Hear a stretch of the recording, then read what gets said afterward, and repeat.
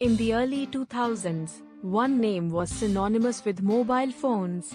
That name was Nokia. It wasn't just a brand, it was a cultural icon. Their phones were everywhere. At its peak, Nokia commanded over 40% of the global mobile phone market. They were the undisputed king. Everyone, it seemed, had a Nokia. But within a single decade, this tech titan collapsed. The phones known for their legendary durability seemed to vanish overnight. So, what happened to the company that once seemed invincible? To understand the fall, we must first look at the rise. Nokia's story began not with phones, but in a paper mill in Finland in 1865. Over the next century, it grew and diversified, moving into rubber products and cables. It wasn't until the 1960s that they even entered the electronics world.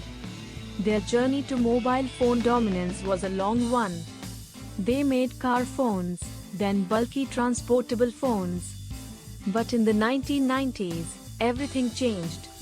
Nokia embraced GSM technology, and with phones like the 2110 and the iconic 3310, they became a global powerhouse. They built their empire on reliability and simplicity.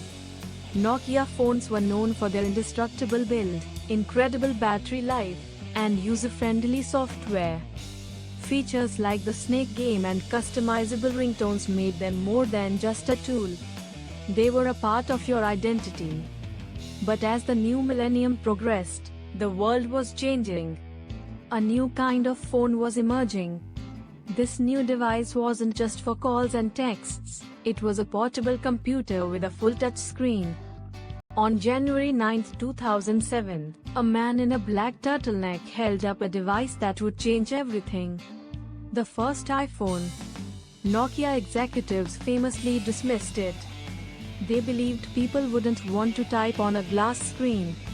They saw it as an expensive gadget, not the future. This was Nokia's critical misstep. They focused on refining their existing Symbian operating system, a platform built for buttons, not fingers. While Apple and Google's Android were building app ecosystems, Nokia was playing a different game. Their new smartphones were too slow, too clunky, and too late. In a last-ditch effort, Nokia partnered with Microsoft in 2011, betting everything on the Windows Phone operating system. Their Lumia phones were beautifully designed, but the lack of popular apps meant they couldn't compete with the surging popularity of the iPhone and Android. The market moved on. Nokia's market share evaporated, and in 2014, Microsoft bought the once dominant mobile division. The company that had defined an era was no longer a player in the phone world. Nokia's downfall is a powerful cautionary tale. It shows that even the most successful companies can fall. They lost their way by becoming complacent. They were so good at making the phone of the past that they failed to see the phone of the future. They learned a hard lesson: a company must always be willing to disrupt itself. It must be prepared to abandon old successes for new opportunities. What do you remember most about Nokia? Let us know in the comments.